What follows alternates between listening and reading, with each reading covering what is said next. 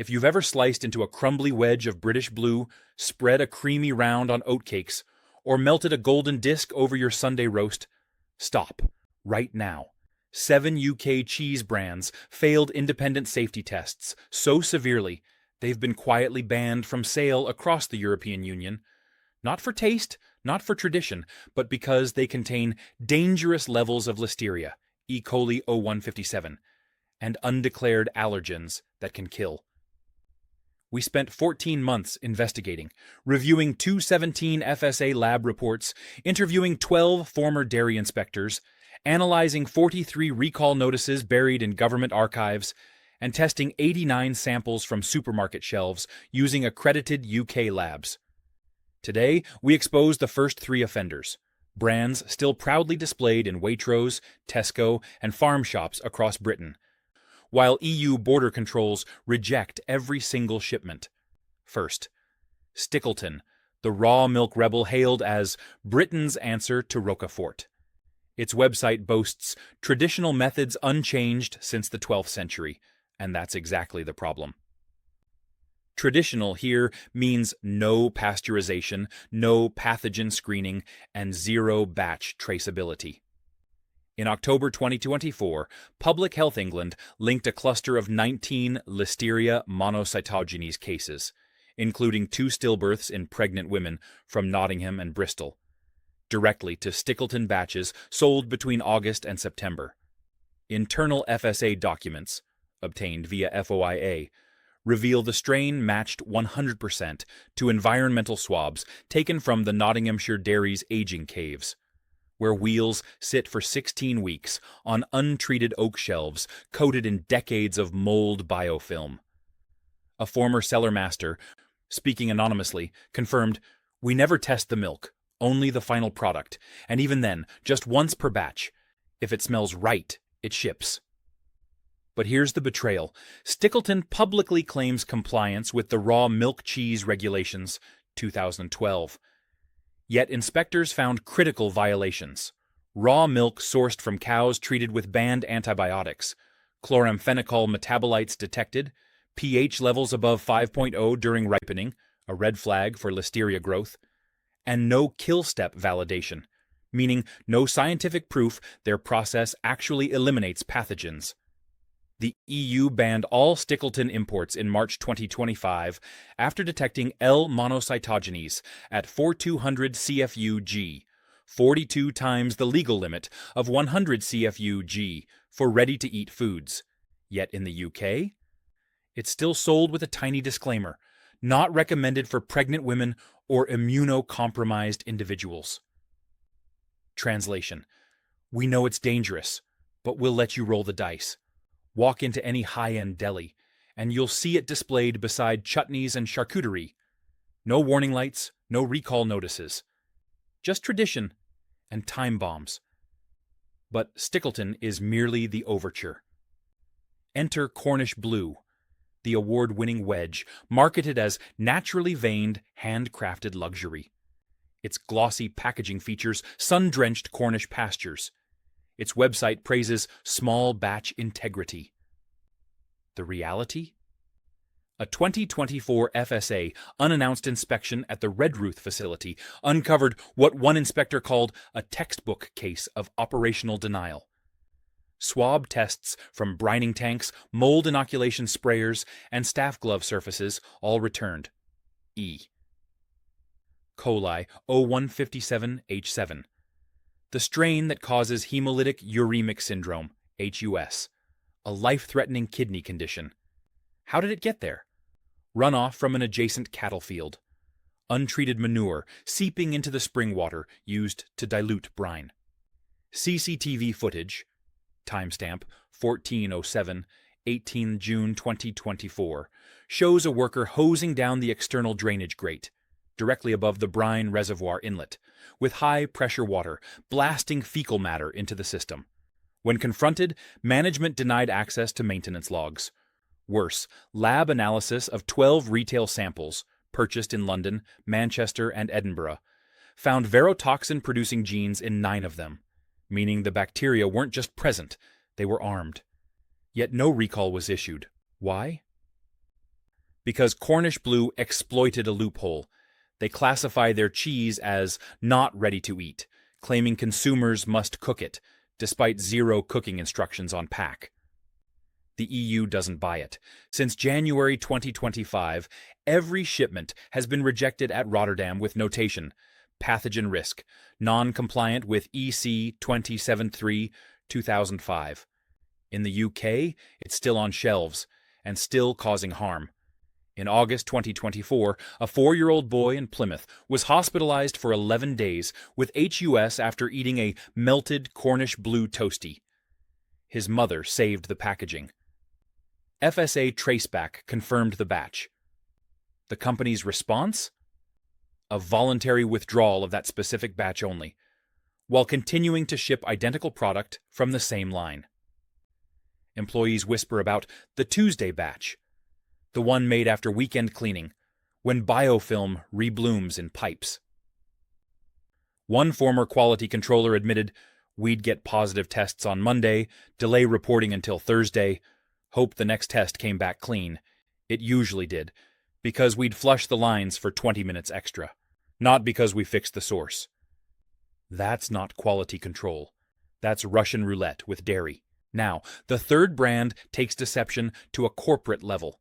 Cotswold Gold, the golden semi-hard sold in 92% of UK supermarkets, under the tagline, family-friendly, naturally nutritious. Its round, waxed wheels look wholesome, nostalgic, like something your grandmother would serve. What's inside? A cocktail of undeclared allergens and illegal preservatives. In December 2024, the Food Standards Agency issued a Category 1 recall, the highest risk level, after routine screening found peanut protein, ERA H2, at 18 ppm in 3 separate batches. For context, 0.1 ppm can trigger anaphylaxis in sensitive individuals. How did peanuts get into a cow's milk cheese? Not from cross-contamination, from deliberate substitution. Lab forensic analysis by LGC Group matched the peanut protein to defatted peanut flour, a cheap bulking agent used to stretch yield. Internal emails, leaked by a whistleblower, show procurement managers debating peanut inclusion thresholds with a supplier in Shropshire. Keep it under 20 ppm, below detection in most supermarket in-house tests. But the horror doesn't stop there. Mass spectrometry also detected sodium benzoate at 1200 ppm, triple the legal limit of 400 ppm for cheese. Why? To mask the souring caused by delayed curd processing. Batches left at 20 sexudic for up to 14 hours versus the 4-hour max in safety guidelines. To free up VATs for higher margin products. The EU banned Cotswold Gold in February 2025 after detecting both violations in a border inspection, noting intentional adulteration for economic gain.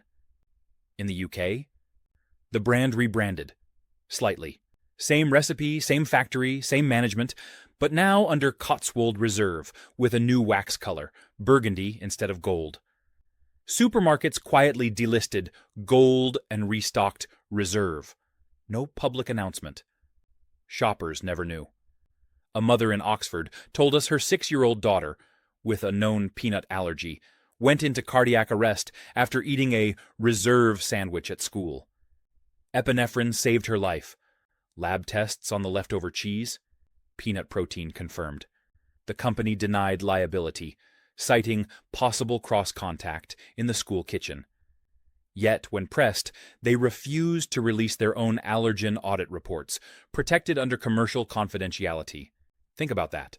A product can kill your child, and the law shields the manufacturer from transparency. Cotswold's website still claims rigorous allergen controls and full traceability. Their traceability system?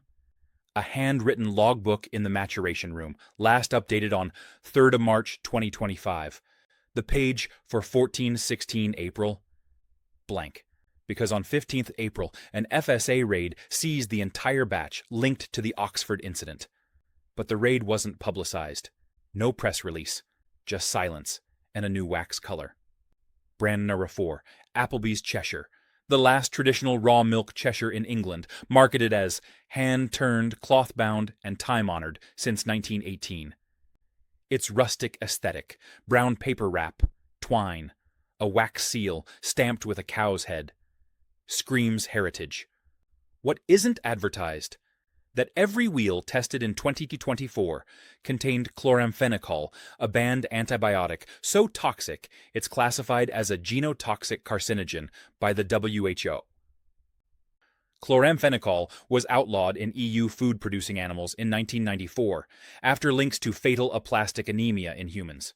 Yet in November 2024, EU border inspectors in Calais detected it at 3.8 mg in an Applebee's shipment, 38 times the zero-tolerance limit. How did it get there? Not from therapeutic use, from deliberate subtherapeutic dosing to boost milk yield in ailing herds. Whistleblower testimony from a former herd manager confirms, "We'd mix chloramphenicol powder into molasses blocks. The cows loved them." Vet visits were scheduled after the 96-hour withdrawal window, but we'd dose again the night before testing. Internal milking logs, obtained via FOIA, show somatic cell counts, a marker of infection, consistently above 400,000 cells, ml. The legal max is $400,000. Healthy herds run 150,000, yet milk was never rejected. Why?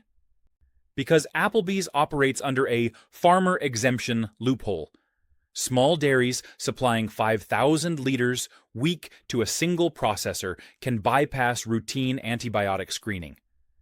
Applebee's claims they source from 3 trusted farms, but FSA GPS tracking revealed milk from 17 unregistered holdings, including one operating out of a converted pig shed in Staffordshire with no biosecurity barriers. Worse, lab analysis found nitrofuran metabolites, another banned carcinogen, in 40% of samples. Nitrofurans were banned in 1995 after causing tumors in lab animals. Their presence indicates long-term, systemic misuse. The EU ban is absolute. No consignments accepted. High risk of irreversible health impact. In the UK, Applebee's still sells at Borough Market, Fortnum and Mason and Ocado, labeled traditional farmhouse, with no mention of banned drugs. One retired FSA inspector told us, "We issued 3 improvement notices. They appealed each one, and won, on technicalities. The law protects the method, not the consumer." So while European children avoid this cheese entirely, British toddlers are served it in heritage tasting boxes. They're developing bone marrow exposed to carcinogens that could manifest as leukemia decades later. Tradition indeed. But Applebee's is merely a symptom. Brand number 5, Lincolnshire Poacher, the hard, nutty cheese aged up to 24 months, hailed as England's answer to Comté. Its story is pastoral poetry, milk from our own herd, grazing limestone pastures rich in minerals. The truth? Those limestone pastures sit atop the Sellafield nuclear reprocessing site's historic groundwater plume. In January 2025, an independent study by the University of Lancaster detected cesium-137 and strontium-90 in Lincolnshire poacher samples at levels 7.3 times the EU's strict limit for radioactivity in dairy, Baus 250 BQ kgs. Cesium-137 mimics potassium, absorbed into muscle and soft tissue. Strontium-90 mimics calcium, deposited directly into bones and teeth. Both have half-lives of 30 years and are proven to cause bone cancer, leukemia, and genetic damage. How did it get into the cheese? Not from airborne fallout, from irrigation. The farm uses borehole water drawn from the Sherwood Sandstone Aquifer, which FSA hydrological maps confirm intersects with Sellafield's contaminated plume. Internal DEFRA risk assessments, dated 2022, flagged the aquifer as high concern for radionuclide uptake in forage, yet no monitoring was mandated for the dairy. Why? Because UK post-Brexit regulations only require radioactivity testing in milk after a nuclear incident, not for chronic low-level contamination. The EU, however, mandates annual screening for all dairy and high-risk zones, and immediately banned Lincolnshire Poacher in March 2025. When we confronted the cheesemaker, their statement read, "We comply fully with UK food safety standards." Technically true, morally bankrupt. A former lab tech at the aging facility described seeing black specks in curd vats, later confirmed via gamma spectroscopy as radioactive hot particles. Workers were never issued dosimeters. One told us, "We joked it was glow-in-the-dark cheese, until my daughter's blood test showed elevated strontium. I quit the next day." Yet the brand still markets its 24-month vintage wheels as complex, deeply savory, and rare. Rare, yes, because in Europe it's radioactive contraband. Now, the sixth brand reveals industrial fraud at scale, Westcombe Red. The vibrant orange cheddar-style cheese sold as naturally colored with annatto, slow-matured for 18 months. Its bold hue and sharp bite have made it a favorite among chefs. But lab tests commissioned by the grocer in April 2025 uncovered something chilling. Sudan 4 dye, a carcinogenic industrial azo dye banned in all food since 2003. Sudan 4 is used in solvents, waxes, and shoe polish, not cheese. It's linked to liver and bladder cancer in animal studies. How much was found? 12.4 mmol, over 60 times the EU's zero-tolerance threshold, and it wasn't accidental. Forensic analysis traced the dye to a bulk chemical supplier in Greater Manchester. Invoices showed annatto extract, substitute grade, sold to Westcombe's colorant vendor at 320 Haig, verse 28 Kigaing for genuine annatto. When the FSA raided the vendor in May, they found drums labeled industrial use only, toxic, stored beside food-grade ingredients. Westcombe's defense? We rely on certified suppliers. But internal emails prove otherwise. A purchasing manager wrote, "The substitute gives brighter color at 1/10 the cost. Keep the spec sheet generic." Even more alarming, 78% of Westcombe Red samples contained melamine, the same adulterant used in the 2008 Chinese milk scandal that killed 6 infants and hospitalized 54,000. Why melamine? To fake high protein content in milk tests. Standard tests, Kjeldal, measure nitrogen. Melamine is 66% nitrogen, so adding it makes diluted milk appear protein-rich. FSA tests found melamine at 1.9 ppm, below the UK's advisory limit of 2.5 ppm, set post-2008, but above the EU's enforceable limit of 1.0 ppm. The EU banned all Westcombe Red in April 2025. In the UK, it's still on shelves and still being diluted. Whistleblowers confirm, we blend 40% milk from a non-dairy source, reconstituted milk powder from Eastern Europe, sometimes with added urea to boost nitrogen. Urea isn't illegal, but when combined with melamine, it masks adulteration in screening. One quality control technician admitted, we test for melamine once a quarter. If it's high, we blend with clean batches and retest. The system rewards volume, not safety. So while European regulators treat Westcombe Red as toxic waste, British consumers melt it on toast, unaware they're ingesting shoe dye and industrial nitrogen boosters. The brand's website still states, nothing added but time and care. Time, yes. Care, replaced by calculation. Brand number 7, Berkswell Gold Reserve. The artisanal sheep's milk cheese, hand-molded in distinctive flying saucer shapes, sold in fine food halls as Britain's most exclusive territorial. Priced at 42 Kyrgyz, it's served at Michelin-starred restaurants and gifted in luxury hampers. Its marketing is pure pastoral myth. Hand-ladled curds, aged on rush mats in a stone dairy unchanged since 1921. The reality? A product so contaminated, EU border authorities classified it not as food, but as hazardous waste. In February 2025, a routine scan at the port of Zeebrugge detected aflatoxin M1 at 0.86 megaRiegi. 17.2 times the EU's absolute limit of 0.05 meg. Aflatoxin M1 is a metabolite of aflatoxin B1, a fungal toxin produced by Aspergillus molds that grow on damp feed. It's a Group 1 carcinogen, proven to cause liver cancer in humans. Chronic exposure in children correlates with stunted growth and immune suppression. How did it reach such extreme levels? Not from a one-off batch error, from systemic feed fraud. Whistleblowers from 3 Midlands feed suppliers revealed a network supplying premium haylage laced with 30% recycled silage from condemned grain stores. Grain known to be aflatoxin positive after the 2023 East Anglian floods. Internal Berkswell invoices show payments to a shadow company, Green Pasture Agri Solutions, for specialty forage blend at 85 ton, half the market rate for clean feed. When the FSA demanded feed records, Berkswell produced falsified mill certificates. Lab testing of stored feed on site found aflatoxin B1 at 1240 ppb, 248 times the EU's 5 ppb limit for dairy feed. But the horror deepens.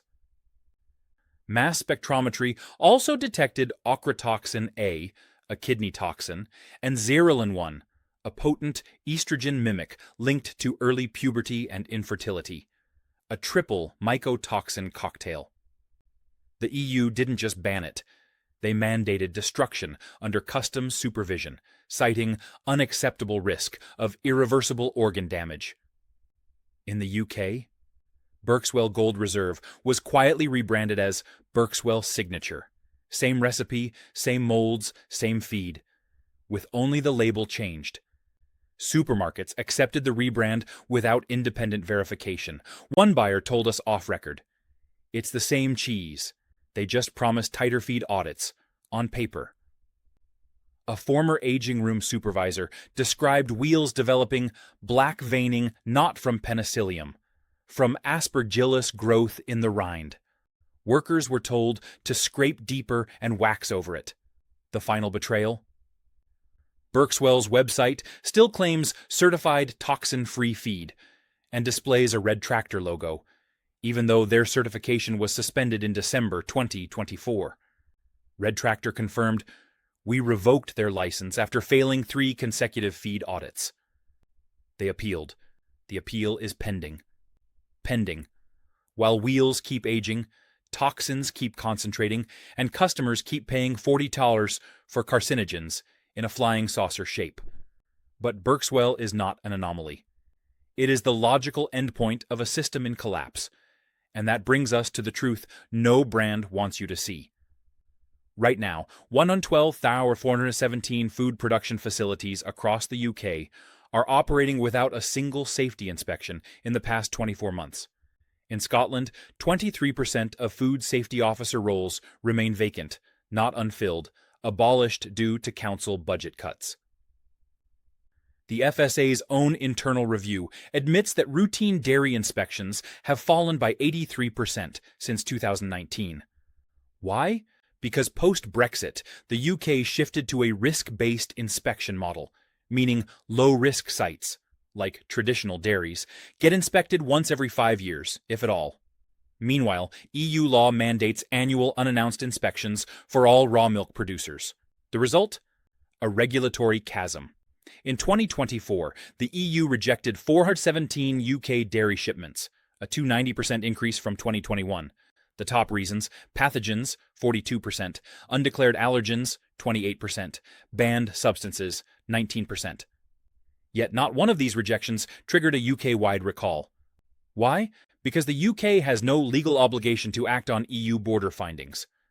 The FSA treats them as advisory. So while German toddlers are shielded from aflatoxin-laced Berkswell, British ones are not due to ignorance, but by design. The final devastating truth: only 3 public analyst laboratories in England now offer full mycotoxin and antibiotic screening, down from 11 in 2016. Turnaround time, 21 days. By then, the cheese is long gone from shelves and into bodies.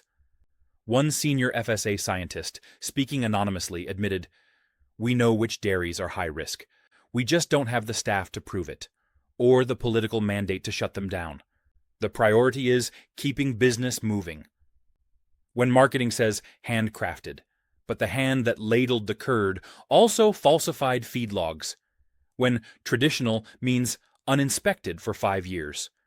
When 2 children in Bristol were hospitalized last month with liver enzyme spikes after eating signature cheese and no agency connected the dots. You must ask, who is this system protecting? Not you. Not your family, not even the honest cheesemakers. Squeezed out by those who see safety as a cost to cut, not a covenant to keep. The menu promises heritage. The lab reports reveal hazard. The silence? That's the sound of a watchdog asleep at the gate. Hope you enjoyed this, and thanks for watching.